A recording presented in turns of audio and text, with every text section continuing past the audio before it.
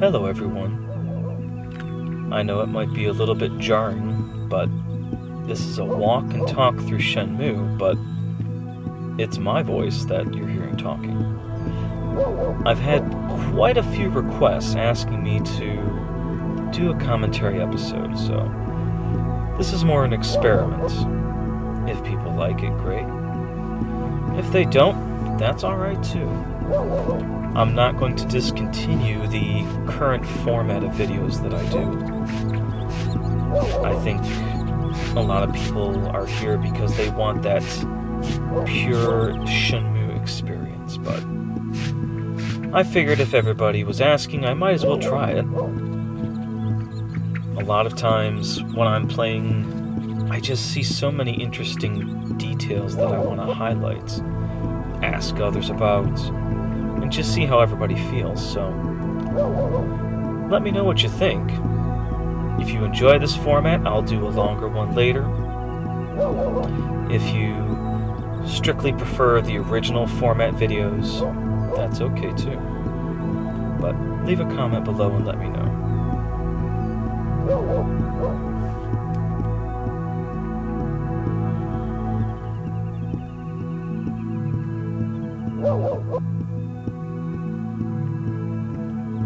Really is amazing the different levels of skybox that we get.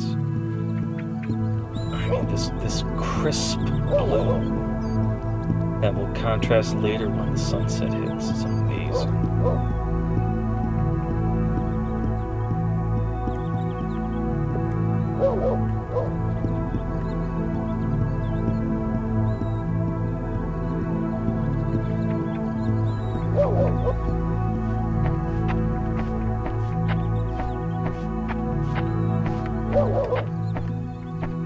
It looks like I can practice here. Think I'll warm up a bit. You know, I don't think so. The playground details are phenomenal. But look at this, look at this. Look at this right here. The details on the steps. I know I featured this before, but I love that. For the graphic art, they wore away the paints where the kids would constantly be stepping up on the steps, leaving the outer sides exposed with normal paint, but the inside completely rusty metal. Oh, that's fantastic. Sorry, the words I use may not always be the correct ones just because I get so interested. But look at that. Ah, that's amazing. Such a unique detail. And a little bit of pitting on the rails to show where the kids might put their hands as they go up. Excellent.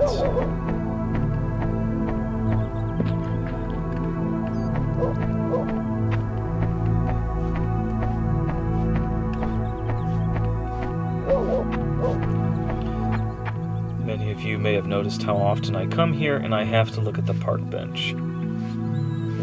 Fans of the series know how important that bench will be later. Such a heartfelt scene when Ryo and Nozomi are sitting there together.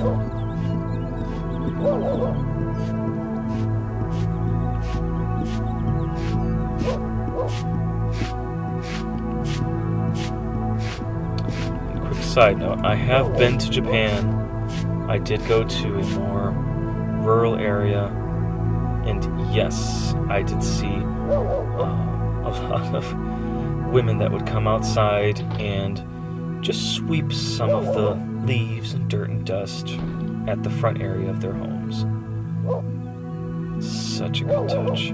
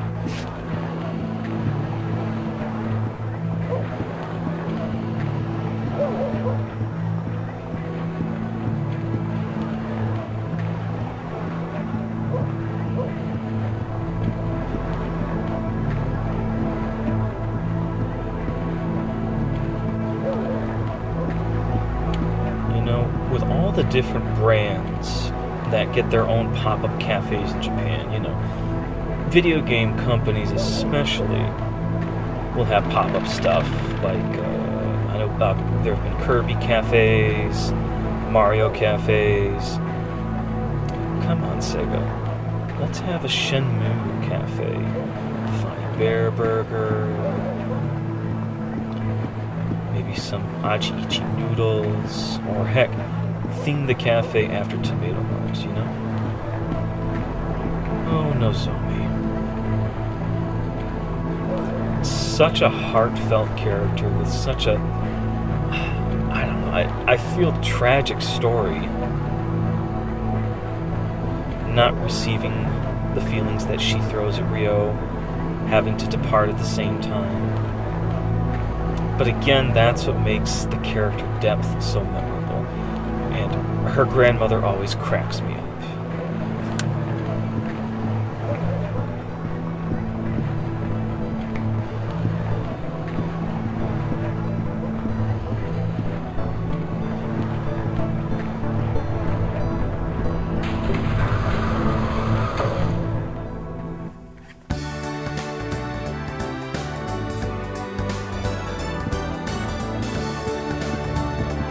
And again, the details, the magazines change. As the game progresses, sure, we've got a lot of poo going on here. And a few other magazines. Maybe a few that Ryo has hidden under his bed, but they change as the days go by. Just name me another game that has an element that does that. Astounding stuff. Love that.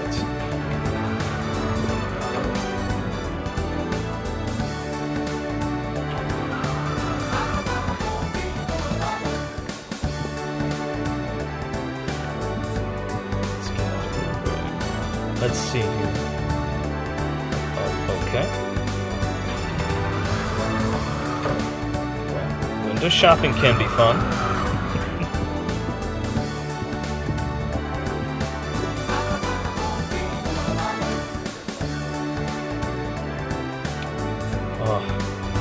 Win Space Harrier so bad so I can practice. I'm not the best at it, but...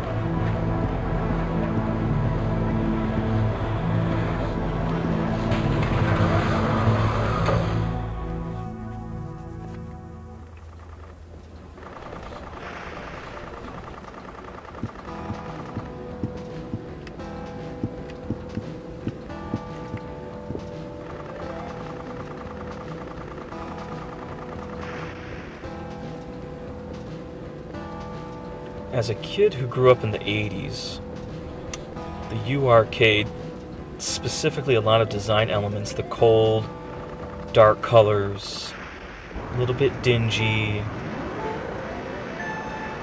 different arcade cabinets, some placed randomly, some are very specifically highlighted.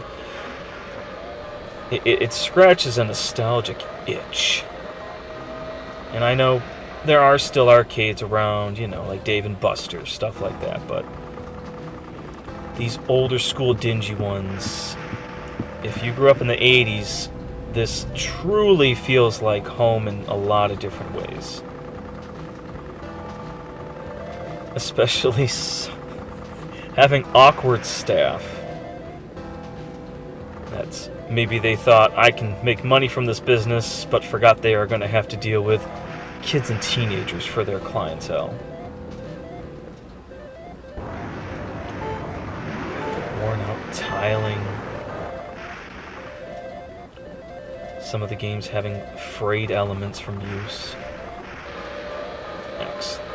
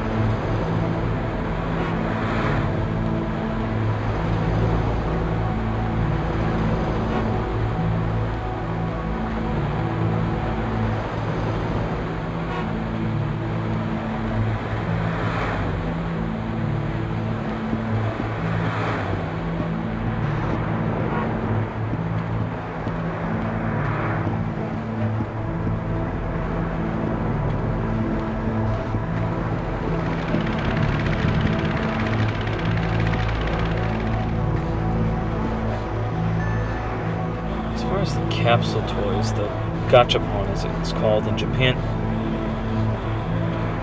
the variety made it so fascinating to try all these different machines, especially once we get to the harbor. My favorite was probably, the classic Sega with Sonic.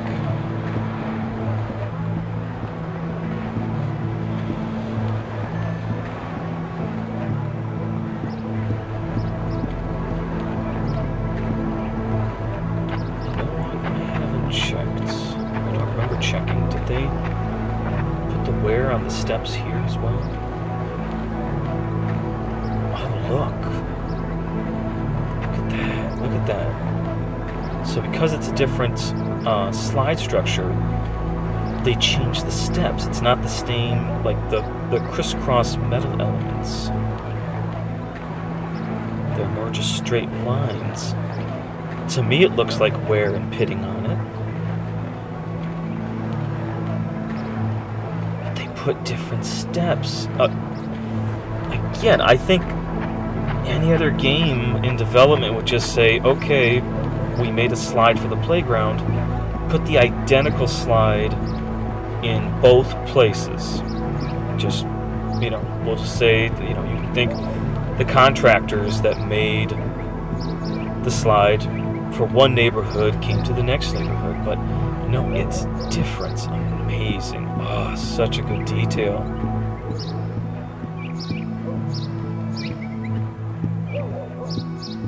And again, adding to that crisp sky, the sound of the birds.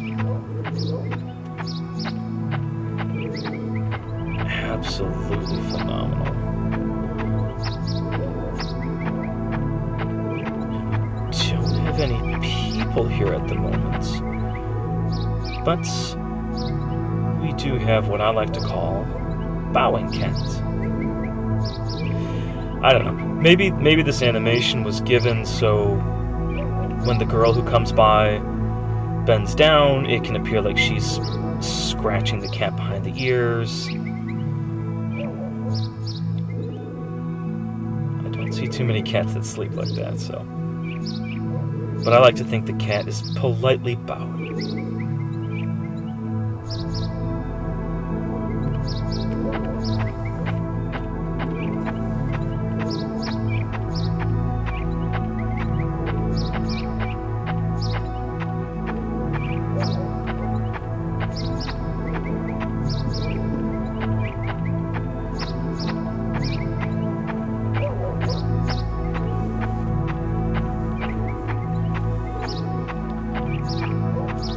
This is another location that I'm just fascinated with.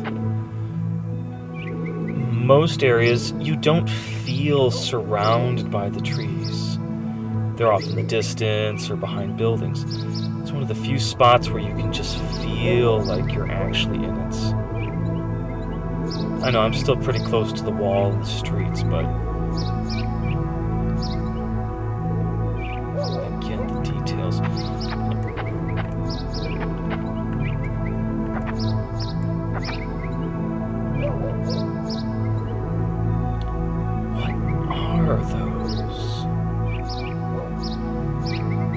If I had to make a guess, I would say that they're cautionary blocks. Certain rural streets in Japan, they would put these along the side of the road, trying to prevent people from accidentally going too far off. Maybe it's just there to let you know that there's a giant lamppost here. If somebody else knows, let me know.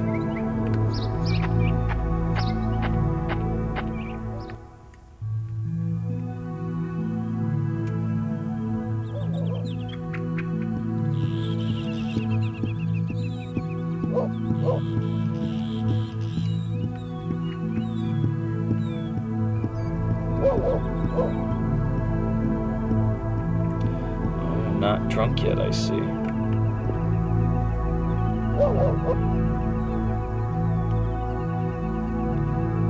Where do you think he goes the most? I think he wants to go to MJQ, but maybe he goes down to Heartbeats instead. Ends up getting kicked out, and that's why we find him on the street drunk first.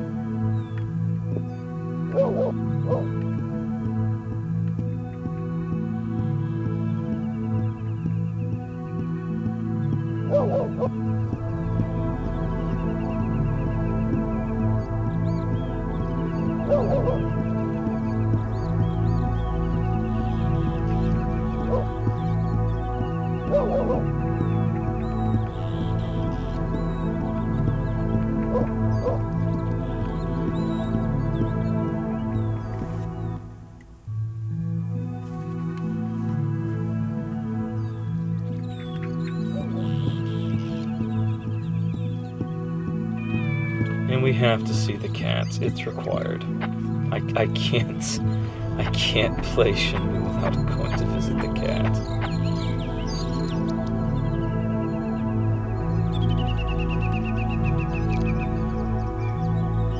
I like that even if we just get close, the mewing stops, the cat's happy. I'm saying the cats. I desperately want to say the name that I pick every time I play, but I know there's a heated debate about what's the best name for the cats, so I'll just say the cat.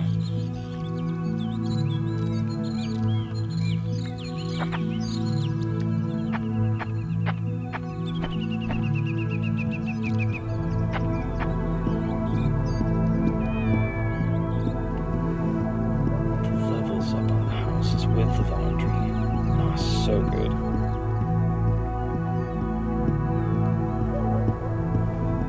Well, like I said, this was going to be a shorter episode. I don't know if anybody is even going to like this. Did you like having me comment as I went? Did you enjoy the little details? Feel free to let me know. I do apologize for the crude voice recording. I don't have equipment. I'm trying to do the best I can. I'll try to bump up my voice while not ruining the aesthetic of the game. So, thanks again, everybody, and see you later.